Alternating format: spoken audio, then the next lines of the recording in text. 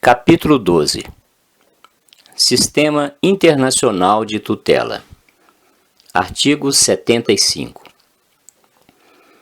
As Nações Unidas estabelecerão sob sua autoridade um sistema internacional de tutela para a administração e fiscalização dos territórios que possam ser colocados sob tal sistema em consequência de futuros acordos individuais.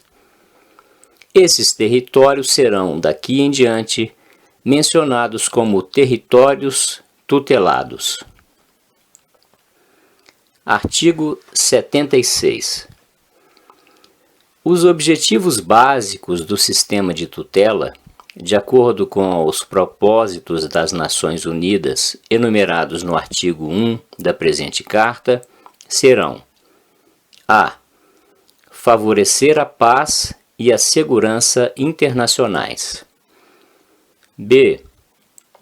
Fomentar o progresso político, econômico, social e educacional dos habitantes dos territórios tutelados e o seu desenvolvimento progressivo para alcançar governo próprio ou independência, como mais convenha às circunstâncias particulares de cada território e de seus habitantes, e os desejos livremente expressos dos povos interessados, e como for previsto nos termos de cada acordo de tutela. C. Estimular o respeito aos direitos do homem e às liberdades fundamentais para todos, sem distinção de raça, sexo, língua ou religião, e favorecer o reconhecimento da interdependência de todos os povos. E D.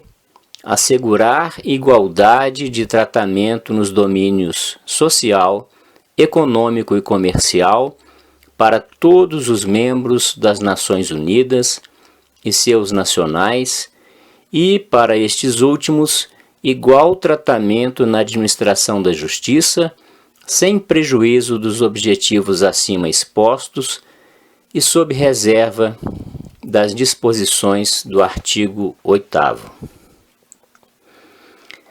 Artigo 77. 1. O sistema de tutela será aplicado aos territórios das categorias seguintes que venham a ser colocados sob tal sistema por meio de acordos de tutela. A. Territórios atualmente sob mandato. B. Territórios que possam ser separados de estados inimigos em consequência da Segunda Guerra Mundial. E C. Territórios voluntariamente colocados sob tal sistema por estados responsáveis pela sua administração. 2. Será objeto de acordo ulterior a determinação dos territórios das categorias acima mencionadas a serem colocadas sob o sistema de tutela e das condições em que o serão. Artigo 78. O sistema de tutela não será aplicado a territórios que se tenham tornado membros das Nações Unidas, cujas relações mútuas deverão basear-se no respeito ao princípio da igualdade soberana. Artigo 79. As condições de tutela em que cada território será colocado sob este sistema, bem como qualquer alteração ou emenda, serão determinadas por acordo entre os estados diretamente interessados, inclusive a potência mandatária, no caso de território sob mandato de um membro das Nações Unidas, e serão aprovadas de conformidade com as disposições dos artigos 83 e 85. Artigo 80. 1. salvo o que for estabelecido em acordos individuais de tutela, feitos de conformidade com o artigo 77, 79 e 81, pelos quais se coloque cada território sob este sistema, e até que tais acordos tenham sido concluídos, nada neste capítulo será interpretado como alteração de qualquer espécie nos direitos de qualquer Estado ou povo ou nos termos dos atos internacionais vigentes em que os membros das Nações Unidas forem partes. 2. O parágrafo 1 deste artigo não será interpretado como motivo para demora ou adiamento da negociação e conclusão de acordos destinados a colocar territórios dentro do sistema de tutela, conforme as disposições do artigo 77. Artigo 81. O acordo de tutela deverá, em cada caso, incluir as condições sob as quais o território tutelado será administrado e designar a autoridade que exercerá essa administração. Tal autoridade, daqui em diante chamada autoridade administrativa, poderá ser um ou mais estados ou a própria organização. Artigo 82. Poderão designar-se, em qualquer acordo de tutela, uma ou várias zonas estratégicas que compreendam parte ou a totalidade do território tutelado, a que o mesmo se aplique, sem prejuízo de qualquer acordo ou acordos especiais feitos de conformidade com o artigo 43. Artigo 83. 1. Todas as funções atribuídas às Nações Unidas relativamente às zonas estratégicas, inclusive a aprovação das condições dos acordos de tutela, assim como de sua alteração ou emendas, serão exercidas pelo Conselho de Segurança. 2. Os objetivos básicos enumerados no artigo 76 serão aplicáveis aos habitantes de cada zona estratégica. 3. O Conselho de Segurança, ressalvadas as disposições dos acordos de tutela e sem prejuízo das exigências de segurança, poderá valer-se da assistência do Conselho de Tutela para desempenhar as funções que cabem às Nações Unidas pelo sistema de tutela relativamente a matérias políticas, econômicas, sociais ou educacionais dentro das zonas estratégicas. Artigo 84. A autoridade administradora terá o dever de assegurar que o território tutelado preste sua colaboração à manutenção da paz e da segurança internacionais.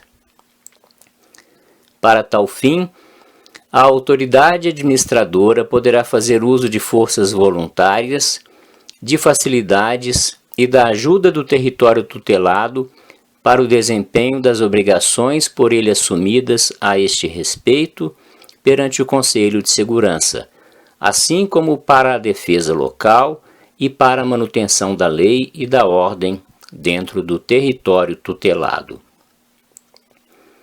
Artigo 85. 1.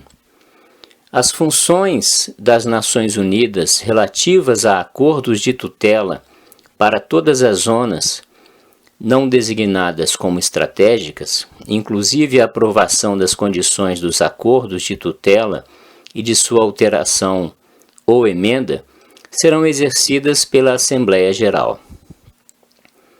2. O Conselho de Tutela, que funcionará sob a autoridade da Assembleia Geral, auxiliará esta no desempenho dessas atribuições. Capítulo 13. O Conselho de Tutela. Capítulo 13. O Conselho de Tutela. Composição. Artigo 86.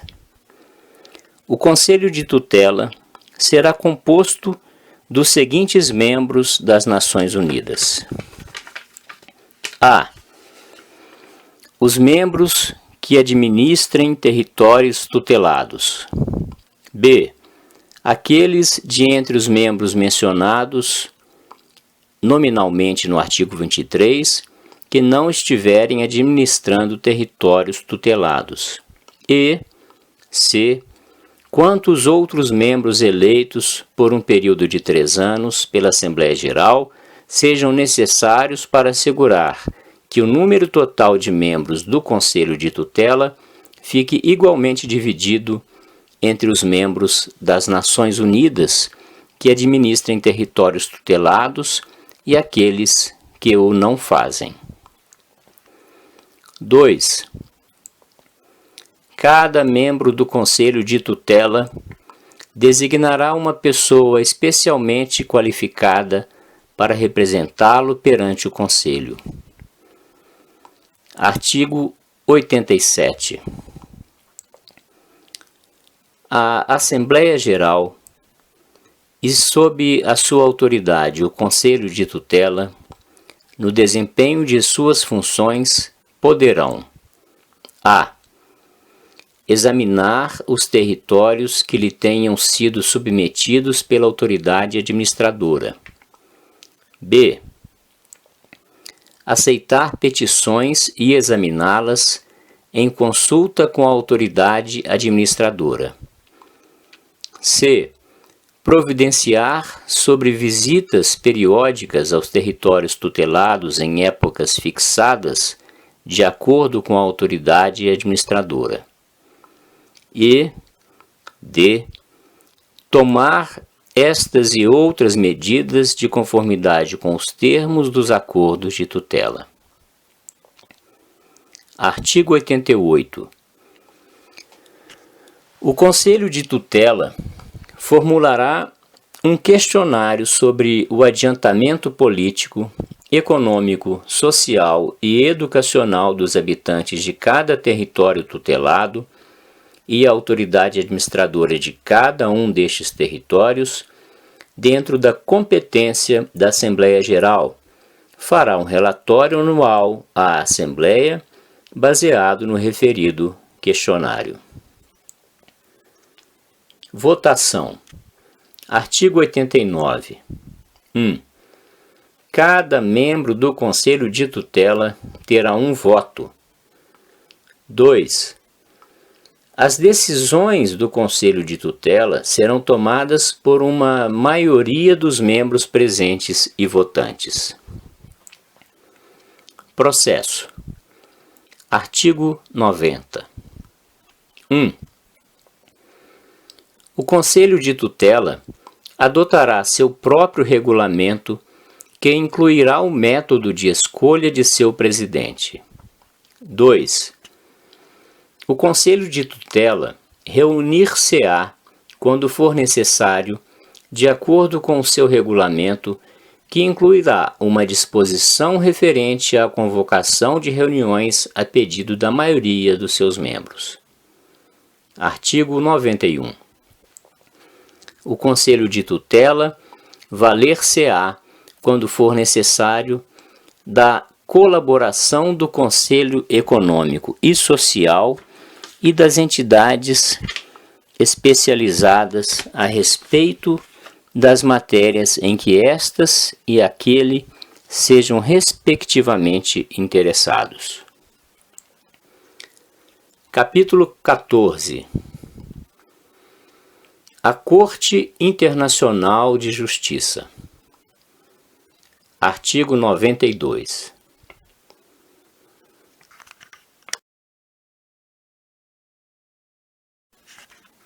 Capítulo 14. A Corte Internacional de Justiça. Artigo 92. A Corte Internacional de Justiça será o principal órgão judiciário das Nações Unidas.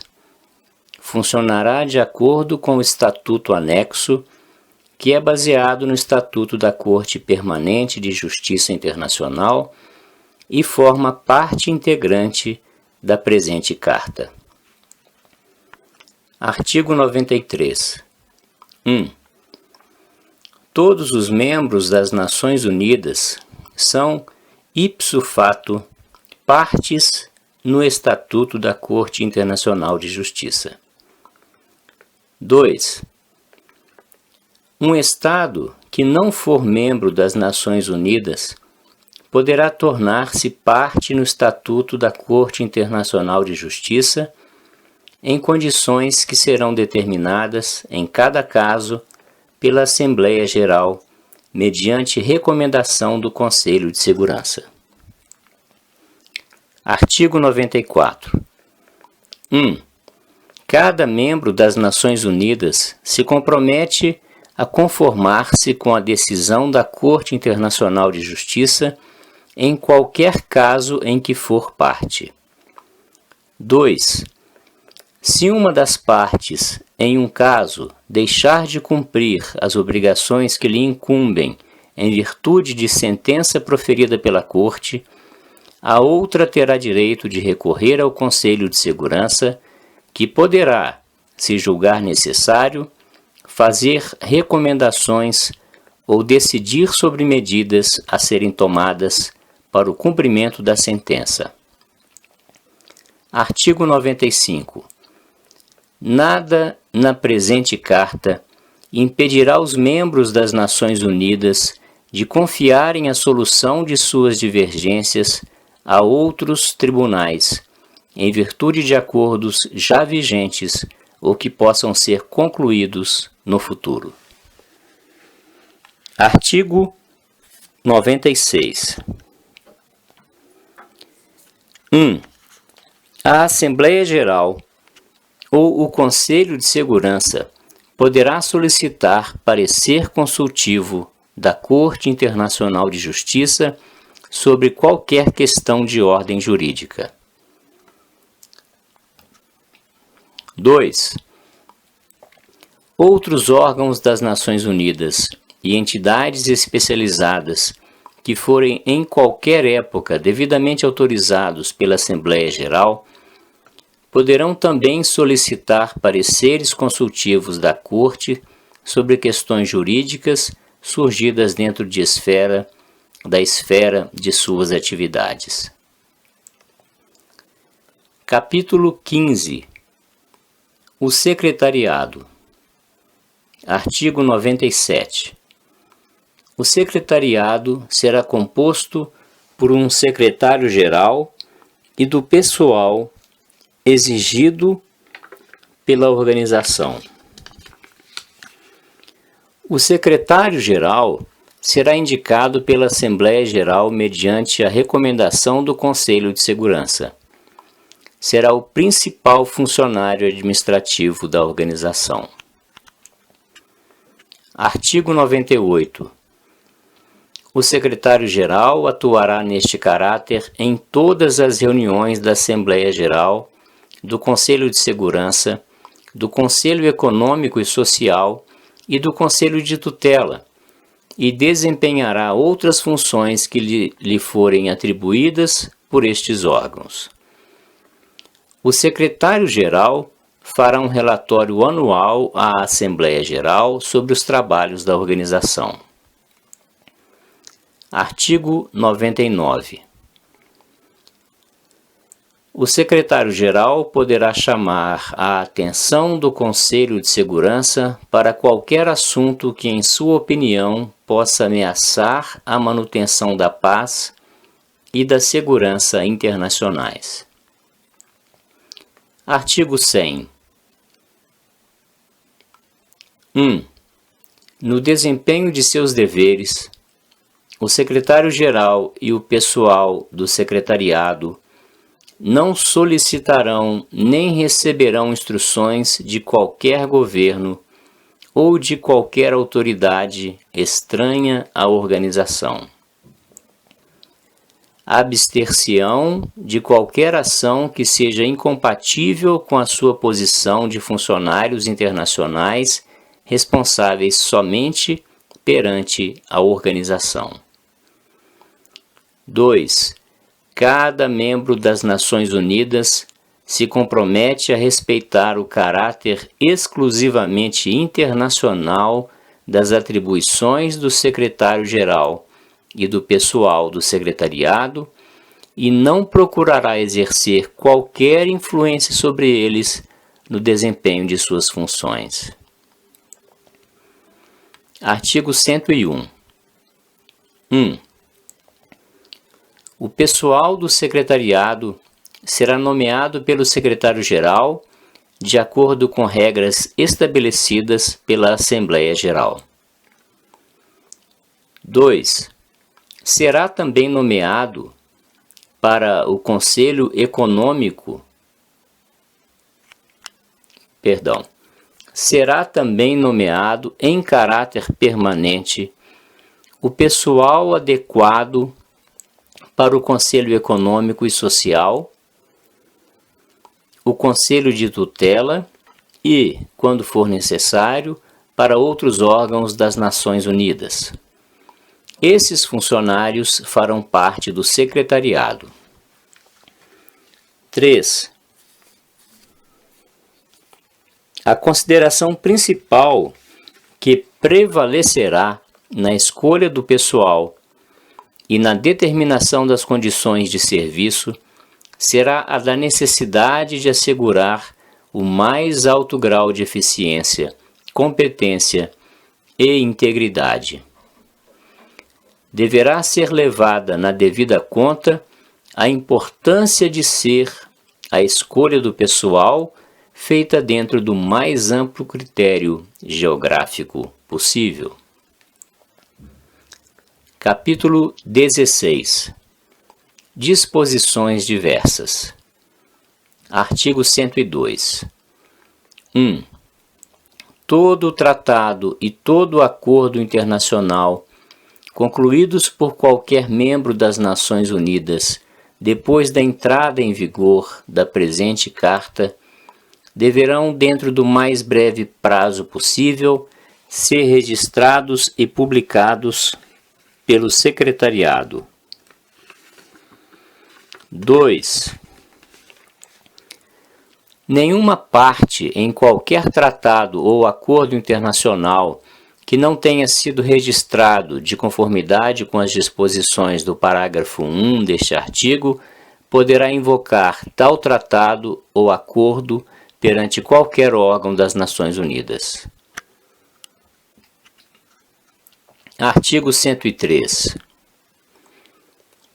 No caso de conflito entre as obrigações dos membros das Nações Unidas, em virtude da presente Carta, e as obrigações resultantes de qualquer outro acordo internacional, prevalecerão as obrigações assumidas em virtude da presente Carta.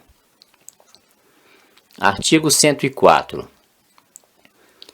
A organização gozará, no território de cada um de seus membros, da capacidade jurídica necessária ao exercício de suas funções e à realização de seus propósitos. Artigo 105. 1. A organização gozará no território de cada um de seus membros dos privilégios e imunidades necessários à realização de seus propósitos. 2. Os representantes dos membros das Nações Unidas e os funcionários da organização gozarão igualmente dos privilégios e imunidades necessários ao exercício independente de suas funções relacionadas com a organização. 3. A Assembleia Geral poderá fazer recomendações com o fim de determinar os pormenores da aplicação dos parágrafos 1 e 2 deste artigo, ou poderá propor aos membros das Nações Unidas convenções neste sentido.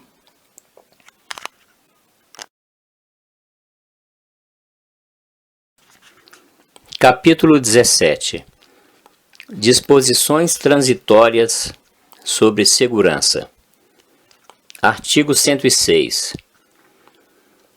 Antes da entrada em vigor dos acordos especiais a que se refere o artigo 43, que a juízo do Conselho de Segurança o habilitam ao exercício de suas funções previstas no artigo 42, as partes na Declaração das Quatro Nações, assinada em Moscou a 30 de outubro de 1943, e a França, deverão, de acordo com as disposições do parágrafo 4 daquela declaração, consultar-se entre si e, sempre que a ocasião o exija, com outros membros das Nações Unidas, a fim de ser levada a efeito, em nome da organização, qualquer ação conjunta que se torne necessária à manutenção da paz e da segurança internacionais.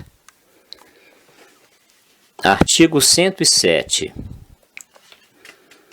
Nada da presente Carta invalidará ou impedirá qualquer ação que, em relação a um Estado inimigo de qualquer dos signatários da presente Carta durante a Segunda Guerra Mundial, for levada a efeito ou autorizada em consequência da dita guerra pelos governos responsáveis por tal ação. Capítulo 18. Emendas. Artigo 108.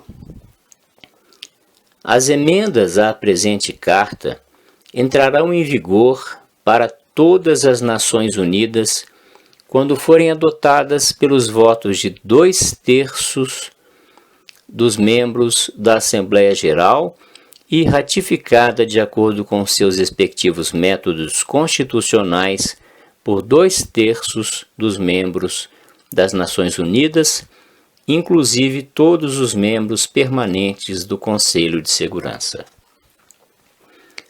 Artigo 109. 1. Uma Conferência Geral dos membros das Nações Unidas, destinada a rever a presente Carta, poderá reunir-se em data e lugar a serem fixados pelo voto de 2/3 dos membros da Assembleia Geral e de 7 membros quaisquer do Conselho de Segurança. Cada membro das Nações Unidas terá um voto nessa conferência. 2. Qualquer modificação à presente Carta que for recomendada por 2/3 dos votos da conferência terá efeito depois de ratificada, de acordo com os respectivos métodos constitucionais, por 2/3 dos membros das Nações Unidas, inclusive todos os membros permanentes do Conselho de Segurança. 3.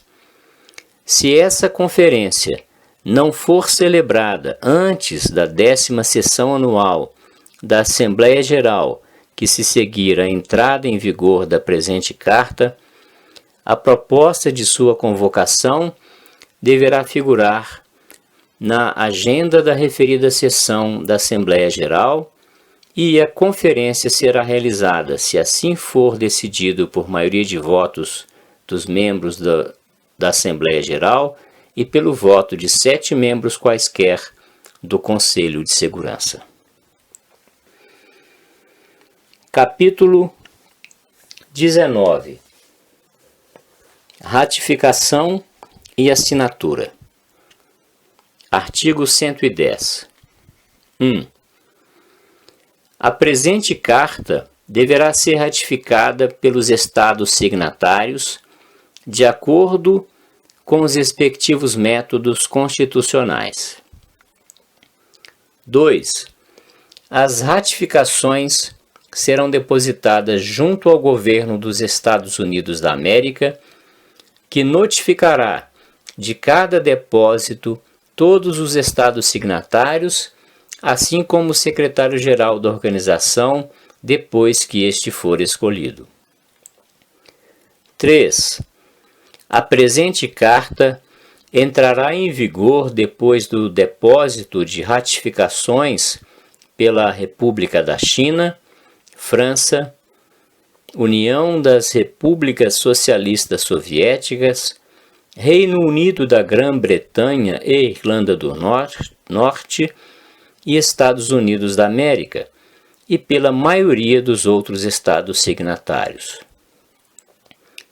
O governo dos Estados Unidos da América organizará, em seguida, um protocolo das ratificações depositadas, o qual será comunicado por meio de cópias aos estados signatários. 4. Os estados signatários da presente carta, que ratificarem depois